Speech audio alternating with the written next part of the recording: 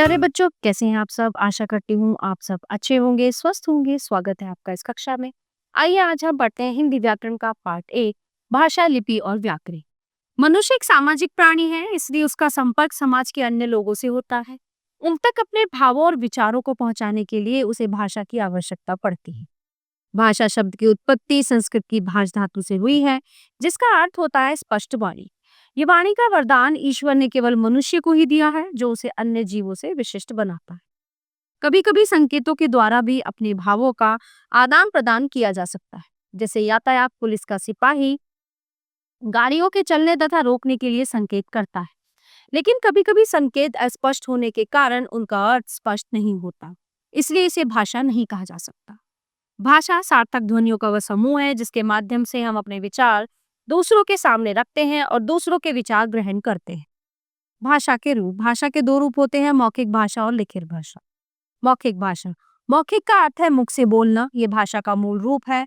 मौखिक भाषा को ध्वनियों के माध्यम से प्रकट किया जाता है। इस प्रकार बोलने और सुनने के व्यवहार में प्रकट होने वाली भाषा भाष का मौखिक रूप है। भाषण देना, बातचीत करना, रेडियो प्रसारण आदि मौखिक भाषा के उदाहरण हैं। लिखित भाषा, लिखित का अर्थ है लिखा हुआ। जिस भाषा को हम लिखकर और पढ़कर प्रकट करते हैं उसे भाषा का लिखित रूप कहते हैं। ठीक है, लिखित भाषा में विचारों को सुरक्षित रखा जा सकता है। समाचार पत्र, तार पत्र, साहित्य पुस्तकें आदि लिखित भाषा के उदाहरण हैं। राष्ट्रभाषा, राष्ट्रभाषा अर्थात राष्ट्र की भाषा वो भाषा जिसका प्रयोग एक देश के अधिकांश निवासियों द्वारा किया जाता है, राष्ट्रभाषा कहलाती है। अतः हिंदी हमारी राष्ट्रभाषा है। प्रत्येक राष्ट्र की अपनी अपनी राष्ट्रभाषा होती है, जैसे जापान जापानी, चीन चीनी, फ्रांस फ्रांसीसी, इंग्लैंड अंग्रेजी आदि। राजभाषा, राजभाषा अर्थात राजकाज की भाषा, मतलब जिस भाषा में हमारे राज्य में मतलब देश में काम होता है। ठीक है, तो वह भाषा जिसका प्रयोग देश के कार्यालयों में कामकाज के लिए किया जाता है राजभाषा कहलाती है।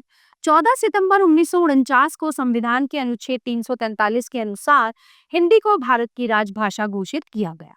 इसलिए प्रतिवर्ष इस दिन को हिंदी दिवस के रूप में मनाया जाता है। संपर्क भाषा, संपर्क भाषा अर्थात संपर्क की भाषा। संपर्क मतलब किसी से हमें कनेक्ट होना, संपर्क करना। वह भाषा जिसका प्रयोग देश के निवासी आपस में संपर्क करने के लिए करते हैं, संपर्क भाषा कहलाती है। भारत की संपर्क भाषा हिंदी है तथा विश्व की संपर्क भाषा अंग्रेजी। भारत की मान्यता प्राप्त भाषाएं, भारतीय संविधान में 22 भाषाओं को मान्यता प्रदान की गई है, जो निम्न प्रकार है: हिंदी, असमिया, बांग्ला, गुजराती, बोडो, डोगरी, कन्नड़, कश्मीरी, कोंकणी, पंजाबी, उर्दू, मैथिली, मलयालम, मणिपुरी, मराठी, नेपाली, उड़िया, संस्कृत, तमिल, तेलुगु, संथाली तथा सिंधी। बोली, बोली क्षेत्रीय भाषा होती है। बोली का अधिकार मौखिक रूप होता है। हिंदी प्रदेश में कई बोलियां हैं, इनमें से कई बोलियां भाषा स्तर की हैं, अर्थात इनका प्रयोग साहित्य रचना के लिए किया गया है। चूंकि इनका प्रयोग साहित्य रचना के लिए किया गया है, इसलिए उपभाषा बन गई। लिपि, मौखिक भाषा को लिखित रूप प्रदान करने के लिए निश्चित किए गए वर्णों के चिन्ह को लिखने की विधि या तरीके को लिपि कहते हैं। हिंदी भाषा की लिपि देवनागरी है। इस लिपि का विकास ब्राह्मी लिपि से हुआ है। इस प्रकार संसार की अन्य भाषाओं को भी अलग अलग संसार की अन्य भाषाओं की भी अलग अलग लिपियां हैं। मराठी देवनागरी, जर्मन रोमन, पंजाबी गुरमुखी, अंग्रेजी रोमन, उर्दू, फारसी, संस्कृत देवनागरी। ठीक है। व्याकरण, भाषा ध्वनि प्रतीकों अथवा शब्दों की एक व्यवस्था है। प्रत्येक भाषिक व्यवस्था के अपने नियम होते हैं। भाषा की इस व्यवस्था के नियमों को ही व्याकरण कहते हैं। व्याकरण सीखने के बाद मनुष्य भाषा की प्रकृति को समझकर उसे शुद्ध रूप में बोलने, लिखने, पढ़ने और समझने लगता है। व्याकरण के अंग, व्याकरण के 3 अंग होते हैं। वर्ण विचार, इसके अंतर्गत वर्णों की बनावट, वर्णों के भेद, उनके उच्चारण, प्रयोग तथा संधि के विषय में जानकारी दी जाती है।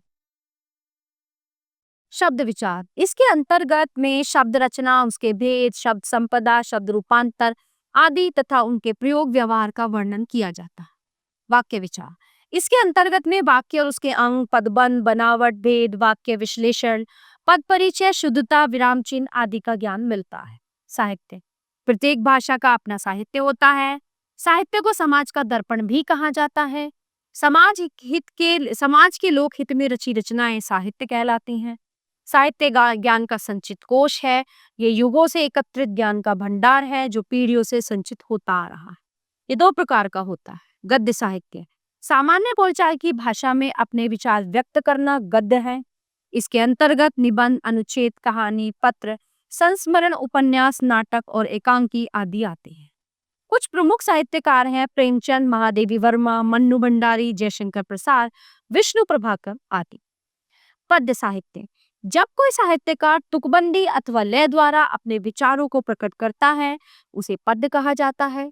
इसके अंतर्गत छंद, चौपाई, दोहा, गीत, कविता आदि आते हैं। कुछ प्रमुख कवि हैं कबीरदास, सूरदास, तुलसीदास, मैथिली शरण गुप्त, सुमित्रानंदन पंत, रामधारी सिंह दिनकर, सूर्यकांत त्रिपाठी निराला आदि।